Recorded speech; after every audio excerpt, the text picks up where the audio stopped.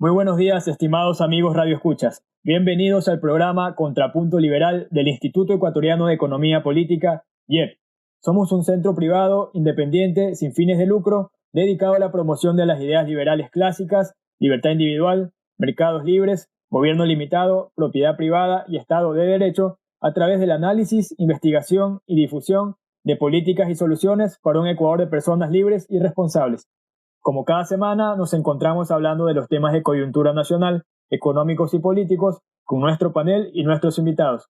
Hoy nos acompaña Claudia Furiati, directora de comunicaciones del Instituto. Claudia, muy buenos días. Buenos días, Danilo. Buenos días, audiencia de Contrapunto Liberal. Gracias por una vez más acompañarnos en este martes, muy cercano a la fecha decisiva de Ecuador y, bueno, de todos ustedes. Esperamos que lo que discutamos hoy ayude a hacer de ustedes una decisión consciente y responsable. Gracias. Gracias, Claudia. En el programa de hoy estaremos haciendo un análisis político y económico de las elecciones presidenciales que se avecinan. Para esto nos acompañan Rebeca Morla y Leonard Quinde. Rebeca Morla es coordinadora en la Facultad de Administración y Ciencias Políticas de la Universidad Casagrande, graduada en Ciencias Políticas y Relaciones Internacionales y posee una maestría en Comunicación y Marketing Político. Muy buenos días, Rebeca. Hola Danilo, Claudia, Leo, qué gusto estar con ustedes y con todos los radioescuchas en esta mañana, qué gusto estar de nuevo en los micrófonos del IEP. Igualmente un gusto para nosotros y gracias por acompañarnos. También se encuentra con nosotros Leonard Quinde. Él es analista en la Cámara de Industrias de Guayaquil, ingeniero industrial e ingeniero agrícola con mención en agroindustria, coordinador senior de Estudiantes por la Libertad Ecuador y miembro del directorio de Libre Razón. Muy buenos días, Leonard. Muy buenos días, Danilo, Claudia, Rebeca. Un gusto para mí estar aquí con todos ustedes y vamos. Igual un gusto para nosotros que nos acompañes. Bueno, estamos a 11 días de la segunda vuelta electoral en la que elegiremos al nuevo presidente de la República entre los candidatos Andrés Arauz y Guillermo Lasso. Rebeca, te pregunto, ¿cómo ves el panorama en estos pocos días que quedan de cara al 11 de abril? ¿Qué opinas de las estrategias que han adoptado los candidatos en esta nueva fase y cuán decisivas podrían ser en los resultados finales? Bueno, creo que es muy interesante todo lo que está pasando, ¿no? Tenemos varias cosas en simultáneo pasando también que lo hace incluso más complejo. Sin embargo, en cuanto a las estrategias, creo que está claro que ambos candidatos hicieron como un reseteo y nuevo comienzo para esta segunda vuelta. Arauz pegándose un poco al tema de la capacidad, presentándose como lo nuevo, como la nueva generación, ¿no? Alejado o tratando de desmarcarse un poco de la figura de Rafael Correa sin negar que representa el correísmo, es decir,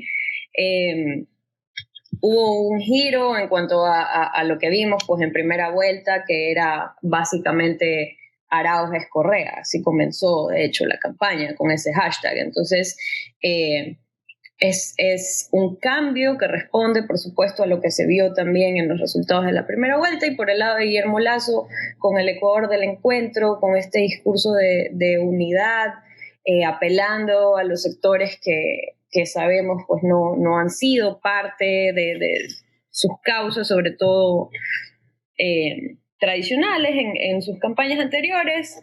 Creo que está teniendo resultados positivos. Los sondeos que han salido en estas últimas semanas indican que se va cortando la distancia que hay entre Arauz y Lasso, pero sobre todo creo que el desafío de ambos se mantiene, nada está dicho. En el debate lastimosamente no vimos mucho de ninguno de los dos, porque se pasaron atacando en lugar de ofrecer luces, sobre todo para los votantes indecisos. Así que está por verse ahora qué pasa, ¿no? Sobre todo quién gana la pelea de quién estuvo o no con Moreno, que va a ser clave también para el resultado electoral. Muy bien, Claudia. Sí, en esa línea, digamos que dibujas, Rebeca, ¿cuál es el complemento, Leonard, del aspecto económico de esta semana post-debate en cuanto al reseteo que define Rebeca ha habido en el discurso y bueno, en el accionar de los candidatos? O sea, ha habido más claridad porque efectivamente lo que observamos durante el debate es que ese punto que era tan estratégico, por un mal formato de lo que fue en sí la estructura de preguntas, cómo se devino el debate, cómo se estructuró el debate, no se logró que ellos estuvieran cómodos para exponer sus planes en algo tan importante como esa tribuna. Entonces, en lo que ha sido esta semana, ¿crees tú que sí han logrado colocar aspectos del plan económico que tanto la gente espera pueda solucionarle sus problemas, pues que ya vemos, el desempleo, etcétera? ¿Cómo lo ves, Leonardo? Sí, bueno, yo el debate lo vi, bueno, primero definitivamente completamente de acuerdo con que el formato del debate no fue el adecuado, no permitió esclarecer, como dice Rebeca, los cómo, que era lo más importante en este debate, que se explicara cómo iban a lograr sus propuestas. De eso no hubo espacio en el debate. Y de hecho,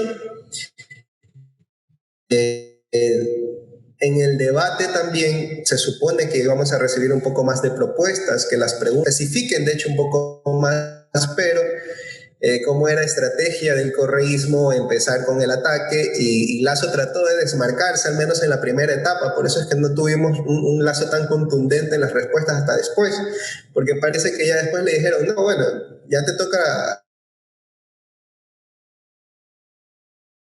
a seguirles el juego, porque esto puede tener un costo político muy alto si él se dedica a preguntar a sensibles, como el asunto de qué prefieres, el Ecuador o al banco y cosas así. Entonces ya después ya vimos que Lasso tuvo que ceder ante el juego del correísmo. Desde mi punto de vista no lo hizo tan mal, pero definitivamente, bueno, al menos en ese aspecto, ¿no? Pero definitivamente sí nos hizo falta los cómo. Y otra cosa que veo con preocupación, que con preocupación en el debate, es que Lasso sí le mencionó a Arauz cosas como la violación de derechos humanos, los hechos de corrupción, el modelo correísta en sí de despilfarro, de gasto, y el candidato Arauz nunca se desmarcó de eso. Es decir, o sea, nunca dijo, porque Lasso le decía, en tu gobierno se hicieron tales violaciones de los derechos humanos y tal y cual, y él nunca dijo, no, bueno, no fue mi gobierno, no, él aceptó tal cual la propuesta y la premisa de Lasso. Entonces yo creo que eso es algo de lo que hay que preocuparse, de que planean y Arauz plantea seguir con este modelo de autoritarismo que caracterizaba el correísmo.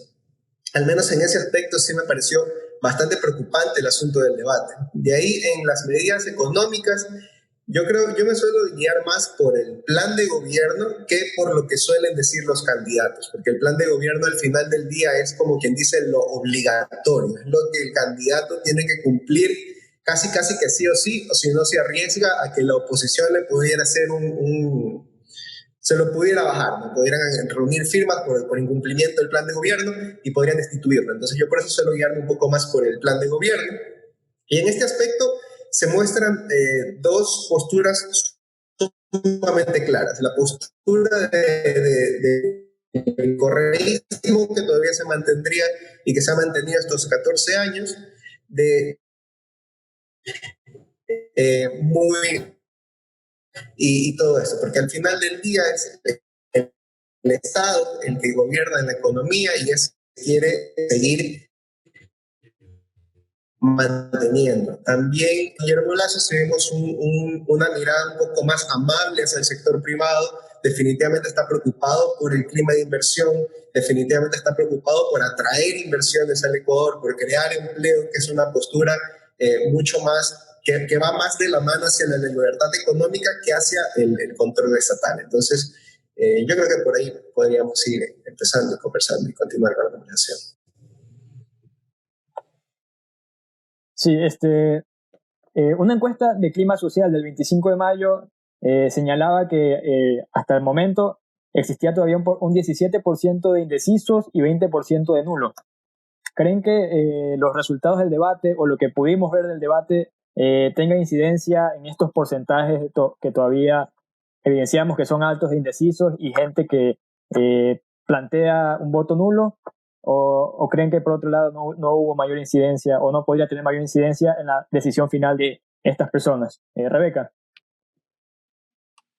Yo creo que en las circunstancias que estamos viviendo, el debate sí era una oportunidad que debería haber sido aprovechada por ambos candidatos para cumplir este objetivo de hablarle al indeciso. Creo que ese debió haber sido el objetivo central de los dos y creo que ninguno de los dos lo cumplió, más bien se desviaron por distintas razones. Una de esas, obviamente, y como decía Leo, el formato que no permitía, de hecho, que se dé este intercambio de ideas que esperamos ver, sino al ser tan corto el tiempo, tan largas las preguntas, tantas temáticas incluidas en cada pregunta, pues obviamente lo más fácil era responder brevemente a alguno de los temas que se trataban y luego pasar a atacarse y demás, ¿qué es lo que pasó, ¿no? Entonces, sí creo que en una campaña electoral gana el que menos errores comete y el que más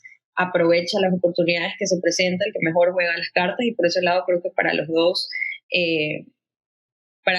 fue una oportunidad perdida por ese lado. Sin embargo, sí posicionaron ciertos mensajes de lado y lado que definitivamente les sirven para la campaña, pero nuevamente no llegan a ese electorado que todavía está indeciso. Entonces, es verdad que los debates, o que el debate como tal, y sobre todo en un país como el nuestro, donde la cultura del debate todavía es muy incipiente, que no tengan digamos, que afecten tanto en el resultado final, pero definitivamente sí aportan. Así que vamos a ver ahora cuál de los dos capitaliza mejor lo que está pasando post-debate, que de hecho es lo más importante, ¿no? Que ya 4 días sigamos hablando de lo que pasó el domingo. Vemos pues que por el lado de Arauz trató de fortalecer, digamos, esta narrativa de que Lasso es moreno, se enfocó mucho repitiendo el tema de banquero también, o sea, creo que perdió el tiempo porque ya la gente sabe quién es Guillermo Lasso, la gente conoce a Guillermo Lasso, sabe que es banquero, es decir, no dijo nada nuevo. Y por el lado de Lasso, asimismo, se enfocó y se entiende, pues, por lo que Arauz está tratando de desmarcarse, se entiende que haya tratado de remarcarle que no puede separarse del correísmo, pero vimos que Arauz igual, como es bien hábil, él respondió diciendo, sí, yo represento al correísmo, pero soy la nueva generación. Entonces, eso es lo que hay que ver, pues, cómo le resulta de lado y lado. Igual Lasso se queda con el Andrés no mientas otra vez, que estamos viendo que es el eje de una campaña al paralelo que están haciendo, que igual es gracioso, trae algo de humor al tema, que siempre es bueno también. Vemos que incluso, creo yo, que Lasso ha estado marcando la agenda estos últimos días porque ha obligado a que Arauz le responda el no mientas otra vez, ha obligado a que Arauz, o sea, mejor dicho, él está marcando la cancha a Arauz, que eso también siempre es positivo porque que marca la cancha va adelante.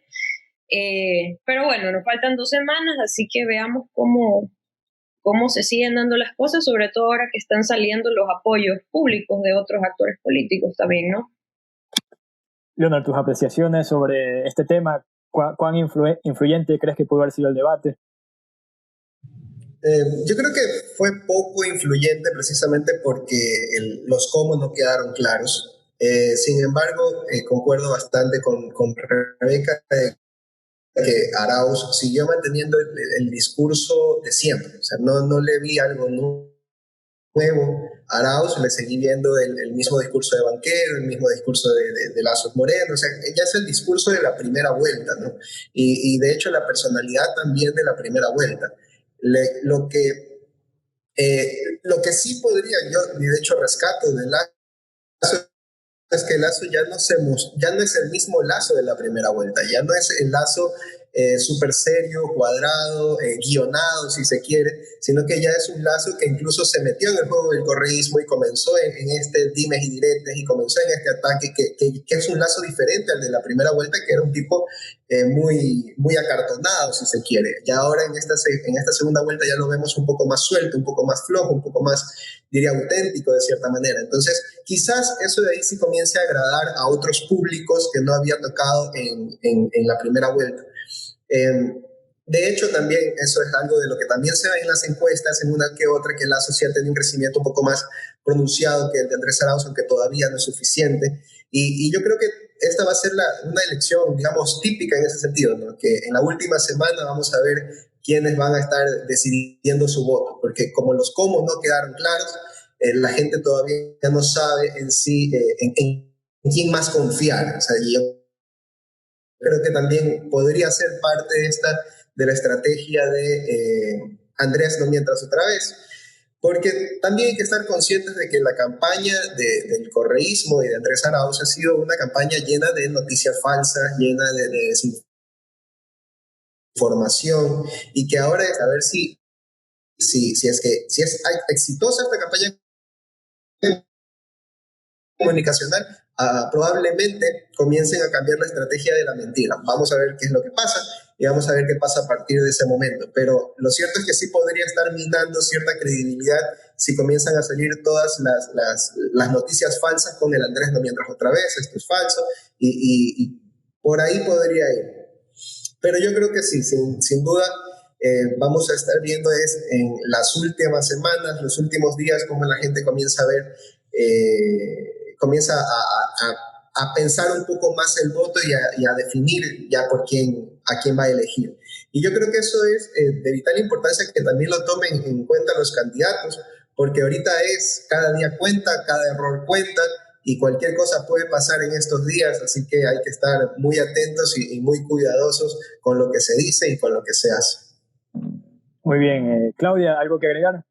Sí, en esa misma línea, con lo que se dice y hace y la coherencia del político, vemos, como definía Rebeca, ya asomadas ciertas posibles o ya definidas coaliciones, que creo que en ambos candidatos es fundamental para una victoria, digamos, contundente, que no por una diferencia mínima que llegue a la presidencia, pues ya siempre se hablará de un posible fraude, ¿no?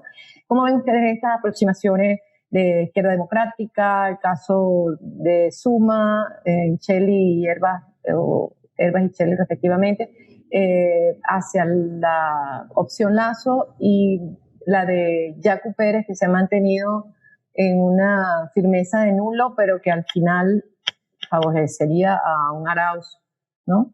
¿Cómo ven ustedes estos movimientos de esta semana pasada? Bueno, yo creo que era de esperarse, ¿no? Que ya empiecen a salir estos endorsements públicos.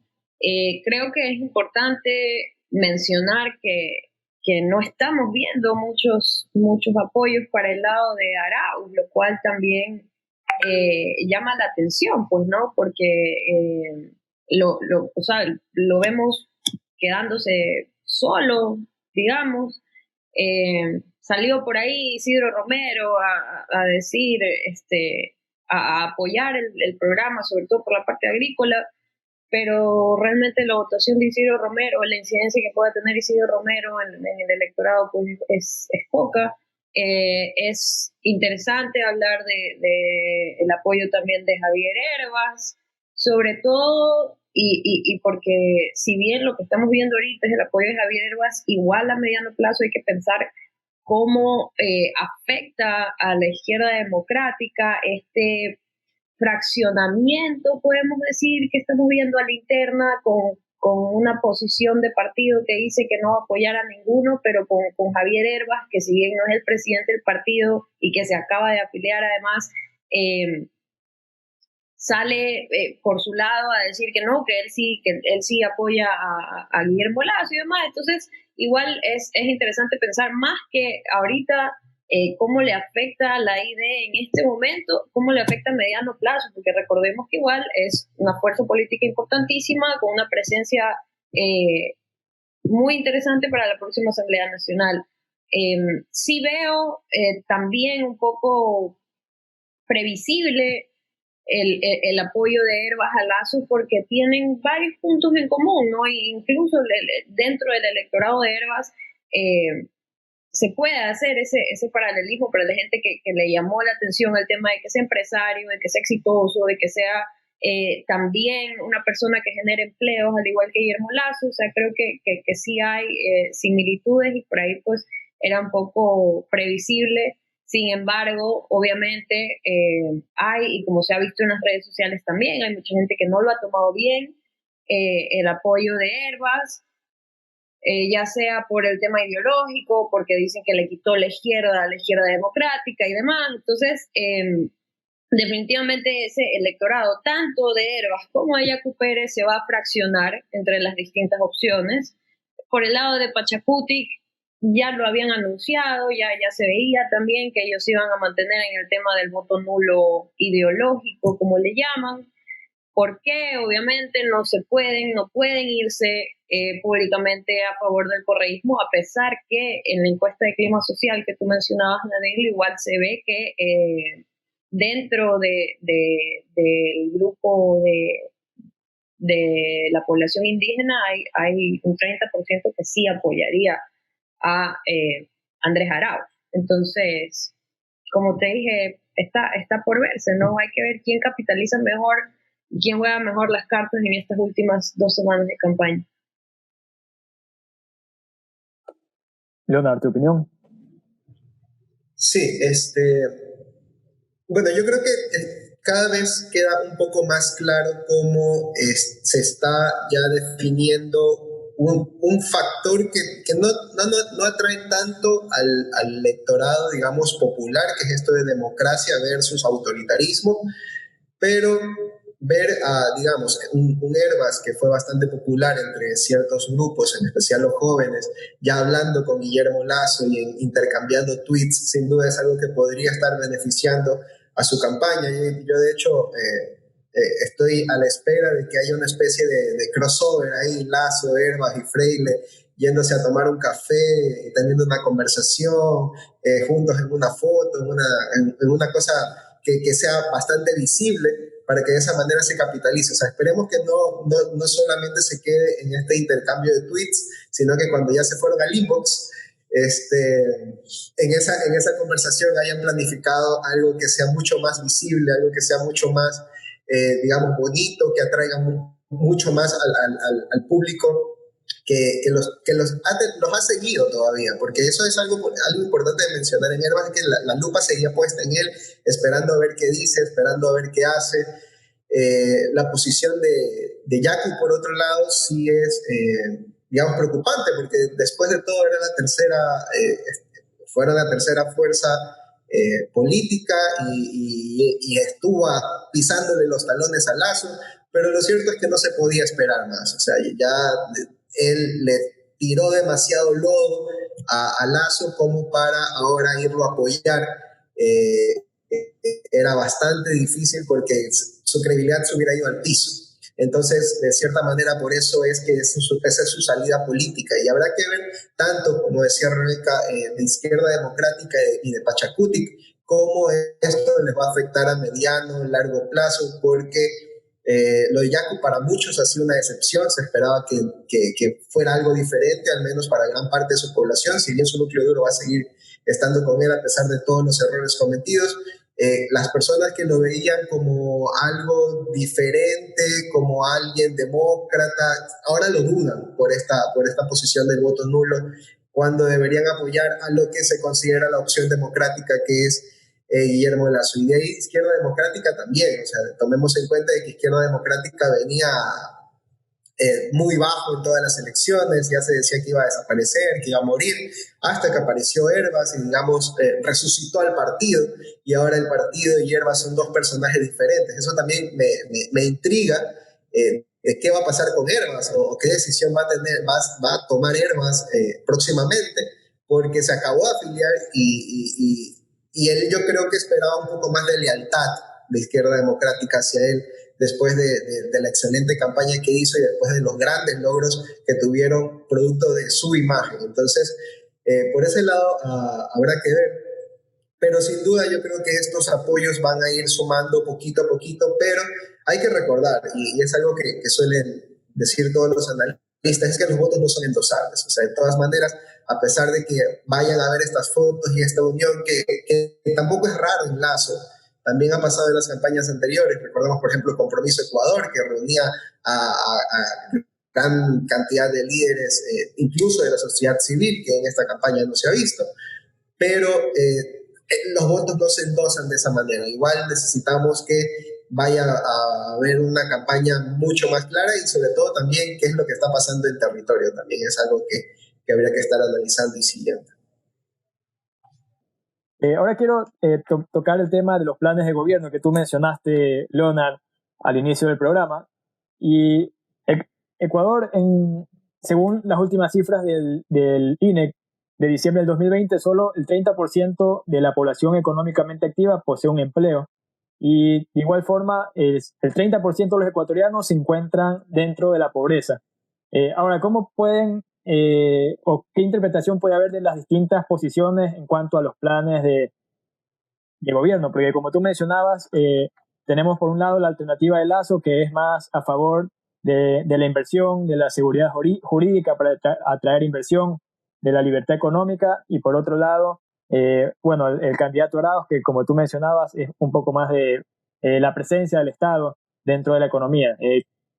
Para ti, ¿cuál de estas posiciones puede tener mayor incidencia, considerando las situaciones que ya mencioné de bajos niveles de empleo y un alto porcentaje de pobreza? O sea, yo creo que al final del día va a ser el que llegue a convencer al votante de que su opción es la más viable. Yo creo que eso es lo más importante en este momento. Pero de ahí el correísmo se ha quedado en la lógica del abundante ingreso estatal, ¿no? O sea, se ha quedado en la lógica de cuando tenían el precio del petróleo en niveles récord, en el que podían poner impuestos cada año, en los que podían tratar de recaudar más, de prestar incluso más también. Entonces se han quedado en esa lógica de como que el Estado ecuatoriano sigue siendo el Ecuador del 2007, 2009, 2013, y lo cierto es que ya no es ese Ecuador. O sea, estamos en un Ecuador muy diferente, en medio de una crisis de pandemia, con un nivel de endeudamiento que ya los analistas dicen que está alrededor del 60%, con un Ecuador que ha perdido mucho más empleos en un año. Entonces yo creo que este Ecuador, Andrés Arauz, no está sintonizado con la realidad de este Ecuador. O sea, lo seguimos viendo, que lo que ahora plantea es quitarle dinero al Banco Central, ver a quién más le quita plata, y de hecho se analizan el financiamiento a través, incluso en sus redes. Él suele subir que, por ejemplo, para financiar, que lo que se necesita es reactivar el gasto público, más allá de cualquier otra cosa. ¿Y cómo lo plantea hacer? Bueno, a través del dinero del Banco Central, a través de más impuestos, a través de ver cómo saca ese dinero del sector privado. O sea, esa es su visión del mundo.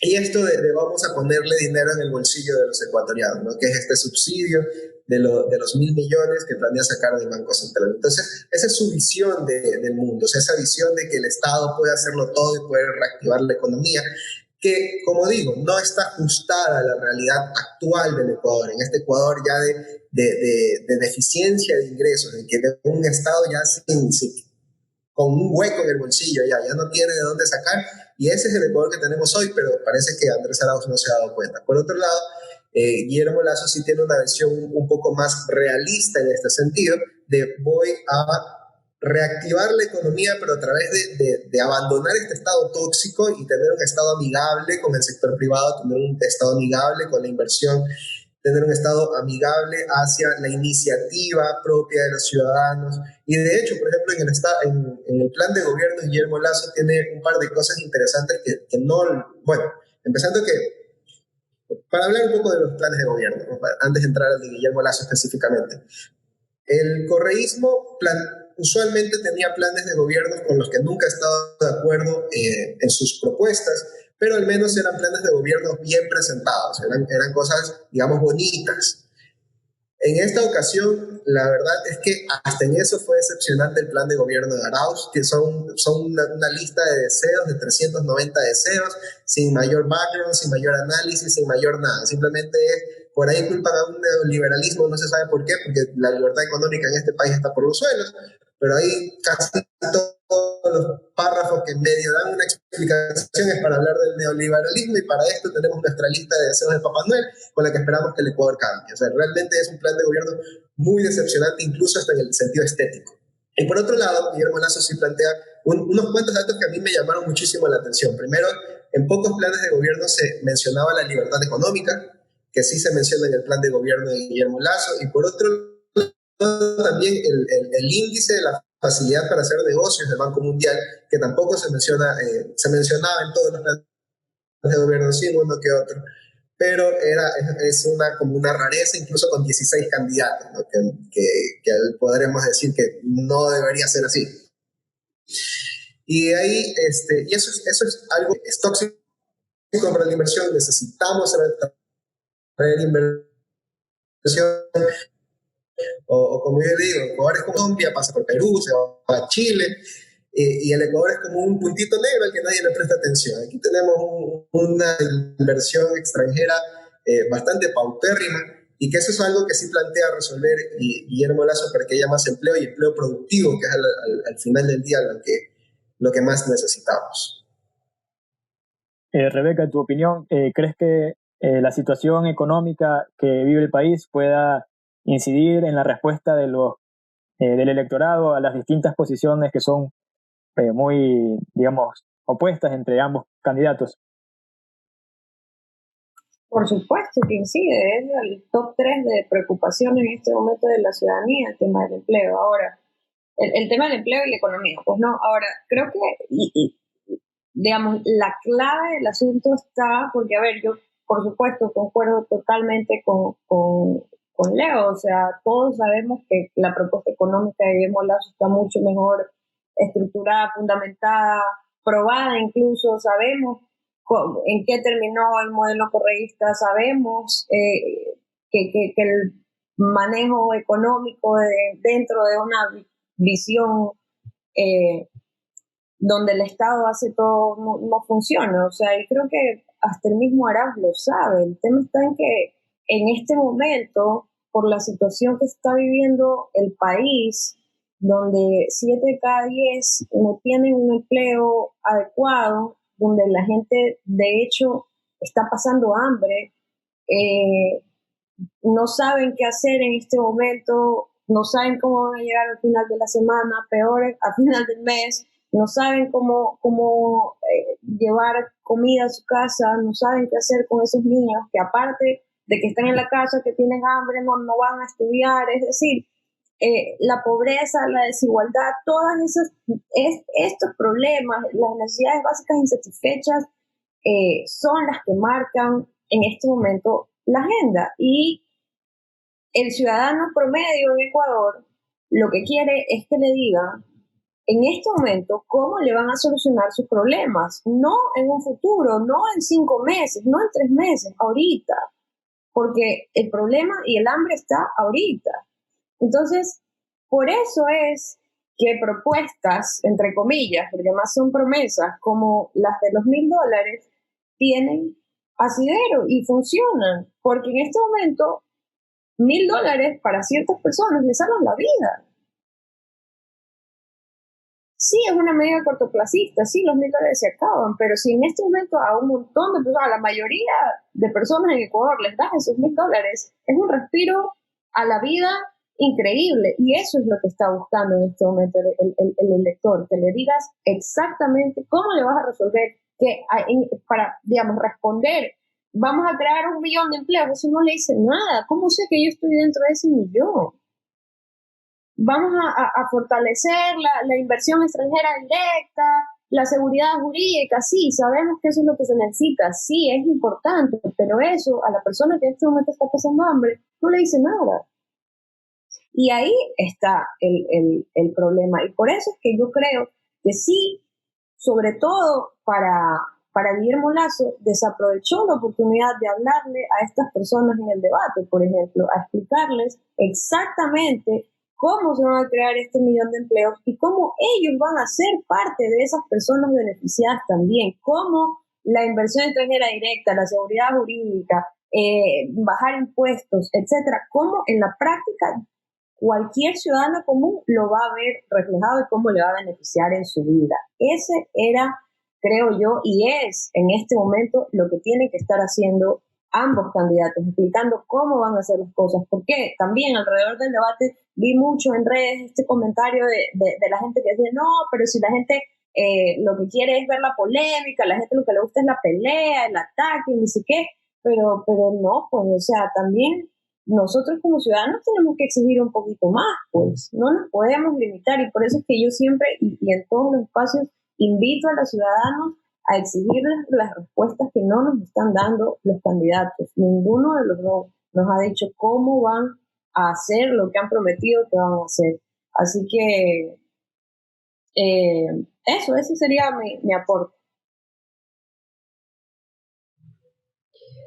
Bueno, yo quisiera plantearles dentro de esa reflexión de unos cómo sin responder, que esperemos se respondan en los próximos días. Sabemos que no es fácil, pero es el desafío, como bien dijo Rebeca, agregarle el por qué y el para qué. Estamos hablando de que este electorado, digamos, en necesidad casi que extrema, su voto es más no de conciencia, sino emotivo o de supervivencia, ¿no? Lamentándolo mucho.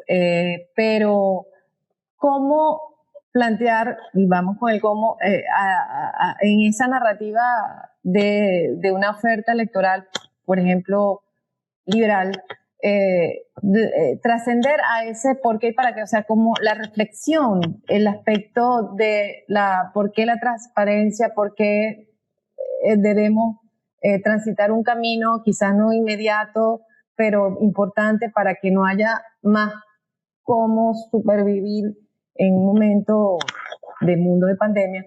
Entonces, ¿cómo transmitirle a ese electorado en deficiencia de nutrientes, de educativa, etcétera, que además le estás exigiendo, tienes que participar, de ti depende el futuro de Ecuador, esa conciencia, o sea, es factible en este tiempo que queda, estamos apostando, o bueno, como hemos hablado también de ese electorado, digamos, en necesidad, pero la clase media, que también creo que es parte de la deuda en la oferta de al menos discurso de los candidatos. ¿Cuál es ese kick que falta aportar, creen ustedes, o de perder el temor de decirlo con el sentido de que soy responsable ante ustedes también electores, planteándole, bueno, esto es por qué y esto es para qué? Leonard, empezamos contigo, después Rebeca. Bueno, sin duda, Rebeca podrá aportar mucho más que yo en este aspecto por su especialidad en comunicación política.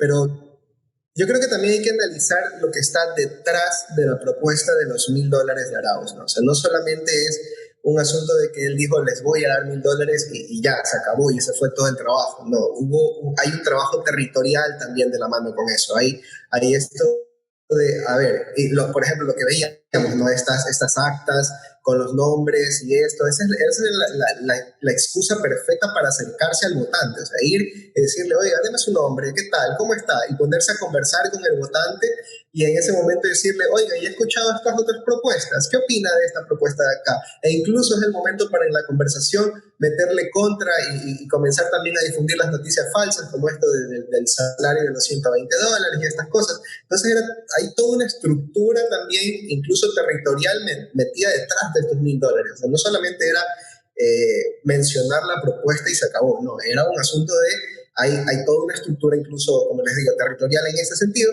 que es también tocar al votante, conversar con el votante, meterle ideas al votante en ese rato, tanto positivas para ellos como negativas para de la oposición. Y este es el juego que tenían. Y yo creo que eso también hace falta. Sin embargo, en este sentido sí creo que hay el encontrémonos de Guillermo Lasso va en esa línea de tratar de ir a tocar los votantes, de ir a tratar de escuchar, de ir a tratar de mostrar esta cercanía con el votante. Y de hecho, por ejemplo, y yo creo que eso es muy importante. Y en ese encontrarse está también tratar de comunicar lo que estamos conversando ahorita de una manera mucho más real, ¿no? Decirle a ver, en su día a día qué es lo que está, qué es, por ejemplo, de hecho hoy día me salió un recuerdo cuando estábamos haciendo los recorridos en el 2017 y cómo la gente decía, yo no quiero que me regalen plata, yo lo que quiero es trabajo, y para que yo pueda tener trabajo necesito que también mis vecinos tengan trabajo, porque de esa manera ellos tenían un taller y decía, de esa manera mis vecinos también vienen a mi taller porque tienen plata para pagarme. Hoy nadie tiene trabajo, nadie se acerca a mi local a comprar nada, porque todo el mundo está tratando de ahorrar cada centavo de su bolsillo, no está buscando gastar tanto. Y yo creo que esta pandemia también ha evidenciado esto muchísimo más. Vemos cómo los restaurantes están desesperados haciendo promociones, vemos cómo hay promociones prácticamente en todas partes, y habrá personas que dirán, bueno, qué bendición, ¿no? Pero esto también refleja de que hay pocas personas yendo a comprar, hay pocas personas yendo metidas en esta actividad económica, que las empresas se ven en la urgencia de ver, de reducir sus ganancias al mínimo para tratar de vender algo y tratar de sobrevivir en este contexto.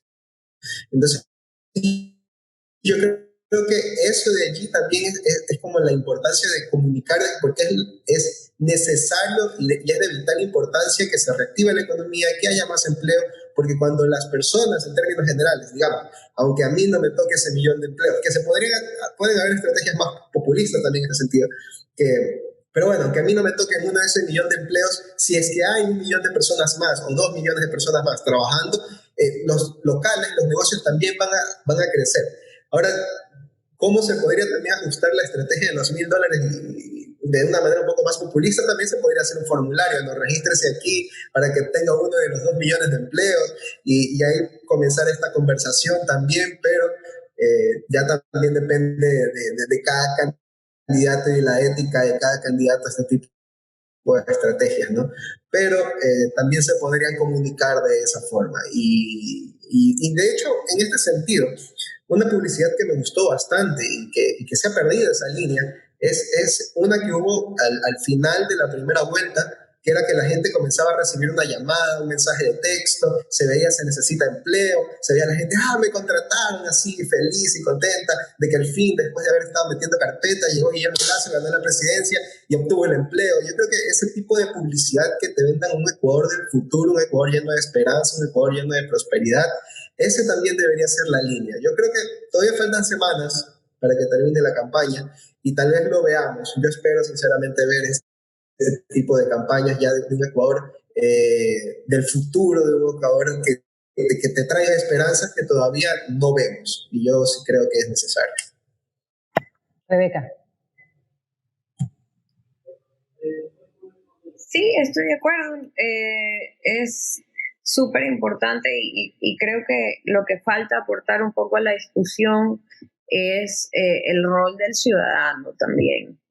Yo creo que es sumamente necesario, primero, enfatizar en que es muy positivo que en nuestro país, a pesar de que se dé por obligación, por una ley y no porque nos nació hacerlo, es positivo que ya tengamos debates, tengamos estos espacios de debates y que pronto, espero, vayamos fortaleciendo poco a poco y desde la sociedad civil esta cultura del debate, sobre todo el debate de los asuntos públicos, que no tiene que ser exclusivo entre candidatos a la presidencia, sino que más bien nosotros deberíamos estar exigiendo que los asambleístas electos estén debatiendo, que incluso representantes de las juventudes de los partidos estén debatiendo, es decir, ver más intercambio de ideas, más propuestas, más soluciones concretas y menos populismo desde los actores políticos. Segundo, el tema de los ciudadanos. Nosotros como ciudadanos tenemos obligaciones que cumplir, tenemos la obligación de estar involucrados en los procesos políticos, la obligación de saber lo que está pasando, la obligación de exigirle a nuestros representantes que rindan cuentas, que sean transparentes, que cumplan con lo que han ofrecido hacer y sobre todo entender que la política es nuestra, la política es de los ciudadanos, no se la podemos dejar solo a los políticos ni podemos acordarnos de este tema cada 4 años solo porque nos toca ir a votar. La democracia se construye todos los días, no solo en las urnas, sino todos los procesos entre cada elección son de hecho los que cuentan. Entonces, sí, estamos viendo que la ciudadanía quiere un cambio, estamos viendo que la ciudadanía, gran parte de la ciudadanía se fue y votó por estas opciones nuevas, porque vieron nuevas caras, nuevos espacios de representación política que tal vez, e incluso para esta segunda vuelta no hay, porque mucha gente se ha quedado sin representación, no se sienten representados ni con el correísmo, ni con lo que propone Guillermo Lasso, por distintas razones. Entonces, creo que lo más importante es que, y sobre todo creo yo que para la próxima elección vamos a seguir viendo estas nuevas caras, vamos a seguir viendo cómo estas distintas corrientes de pensamiento van a ir encontrando representación política, todas estas causas que se han quedado fuera. Hablamos también de los planes de gobierno y se me olvidó mencionar que hay varios planes, por ejemplo, que de hecho la mayoría, que no incluyen temas fundamentales de la discusión en este momento. Si nos damos cuenta, ningún plan, ninguno de los 16, por ejemplo, le habla a la comunidad LGBTI. No sale la palabra LGBTI en ningún plan de gobierno. Y eso no se entiende cómo en el 2021 todavía sigue pasando, ¿no? Entonces, creo que también si algo se vio de esta primera vuelta es que la ciudadanía ha obligado a los candidatos a hablar de temas que no estaban hablando, a incluirlos en la agenda política, y eso es lo positivo, que nosotros llevemos a ellos a hablar de lo que nosotros queremos, a hacer lo que nosotros queremos, porque de eso se trata. La política no es solo de los políticos y está en sus manos, sino al contrario, está en nuestras manos. Muy bien, y como ya estamos cerrando el programa, quisiera entonces sobre ese ahora desafío a la ciudadanía de ser exigentes en sus demandas a los gobernantes que quieren transmitirle como mensaje final ambos, cada uno desde su, digamos, dimensión, para efectos de un voto consciente, un voto que exija, un voto que no se pare solamente en aspectos, digamos, de populistas, de cortoplacismo, sino bien, con una visión. Entonces, bueno, ahí les dejo el micrófono para que por favor ustedes expongan ya el cierre de este programa. Rebeca. Bueno, yo quisiera cerrar agradeciéndoles por la invitación, qué gusto compartir este espacio con ustedes y con todos los radioescuchas. Segundo, invitar a la ciudadanía a que, como les decía anteriormente, por favor exijamos a los candidatos estas respuestas que no nos están dando. Exijamos más, porque es la única forma de elevar el nivel de todo en nuestro sistema político, el nivel de debate, el nivel de propuestas, el nivel de campañas políticas, el nivel de preparación de los candidatos. Todas esas cosas irán mejorando en función a nuestras exigencias. Así que por eso la ciudadanía civil tiene un rol fundamental, importantísimo, a pesar de que todo está mal y parece que nada funciona, no siempre las cosas van a ser así. De hecho, nosotros podemos lograr que las cosas funcionen y que vayan mejor. Y nada, invitarlos a que sigan participando, porque este proceso es nuestro. Leonard. Yo quisiera invitar a la ciudadanía a pensar realmente en el tipo de propuestas que existen y en quién creen que realmente puede cumplirlas acorde a lo que está proponiendo. O sea, el Ecuador está pasando por un momento muy difícil. En el Ecuador, el Estado ecuatoriano no tiene dinero, el Estado ecuatoriano es tóxico para la inversión, y la inversión es necesaria si queremos que haya empleo, si queremos que haya prosperidad, si queremos que el país avance, y si queremos sobre todo nosotros tener más oportunidades, nuestras familias, y poder darles un mejor camino que seguir. Yo creo que para eso es necesario mejorar el clima de inversión, para eso es necesario mejorar la libertad económica en el Ecuador, y yo quiero invitarlos a todos nuestros radioescuchas, además agradecerles por estar aquí, agradecerles en este sentido. ¿Quién es el que habla de creación de empleo? ¿Quién es el que habla de atracción de inversiones? ¿Quién es el que habla de más Ecuador en el mundo y más mundo en el Ecuador? Y en ese sentido ir apuntando e ir también luchando por ganar en estas elecciones, porque como dice Rebeca, las elecciones, la política se hace desde los ciudadanos también, y los ciudadanos son los que tenemos que comprometernos con las luchas democráticas y las luchas políticas. Bien, les quiero agradecer en nombre del Instituto Ecuatoriano de Economía Política, Rebeca y Leonard, por acompañarnos. También gracias, Claudia, por estar junto a nosotros en este programa, a Radio Morena por el espacio y a todas las personas que nos han acompañado. Nos vemos el próximo martes en su programa Contrapunto Liberal del Instituto Ecuatoriano de Economía Política.